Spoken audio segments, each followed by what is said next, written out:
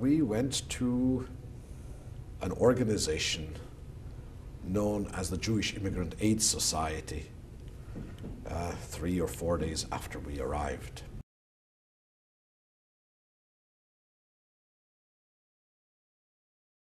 We tried to tell them that we speak French, that we would like to go to work, that we would like to find a place to live. Could they just lend us some money?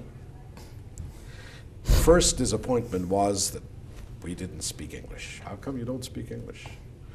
Then came the question, how come you don't speak Yiddish? We don't speak Yiddish. We didn't speak Yiddish. Well, they gave us some advice that we should go someplace to the East End. It may be a cold flat, but they'll give us the address of a person who has some mattresses with hay in them, and we should go there, and we should make a deal with them, and they would give us about $9 a week until we get settled. My sister went to work for a company called Dominion Cord and Tassel Company, and my father went to work in the schmatte business as a inventory keeper for a company called Art Knitting Mills on St. Paul Street, owned by two gentlemen called Witkin and Cohn. We found ourselves an apartment on St. Mark Street, corner of Lincoln Avenue. It was then, the number then was 1535 St. Mark Street. And we started what my mother used to refer to as the emigratio, the immigration. How to get ourselves accustomed into a new world and waiting with impatience when we can go back to our beloved Bratislava.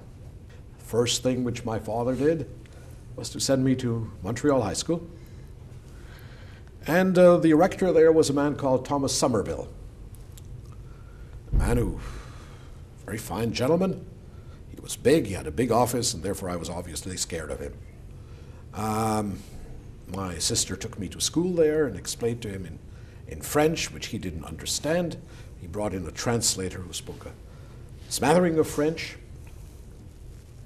that we would like to go to a French school. They said, you cannot go to a French school. You are Jewish, and you must go to the Protestant school system. Therefore, why don't you stay here? I spent a horrible childhood, or adolescence here. I was a misfit. I came from war. I didn't come from a different planet. I came from a different galaxy. People didn't understand what I was all about. There were no other refugees they could relate to. The Jewish kids in my class couldn't care less that I was a Jewish refugee.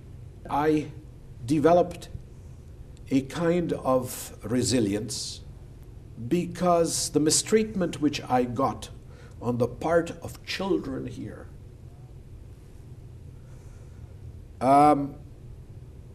caused me to fight back. I spoke French, and I was the best in class in French, and I was the lousiest in everything else because I had not gone through 7 years of schooling. Notwithstanding, I applied myself. I had nothing else to do.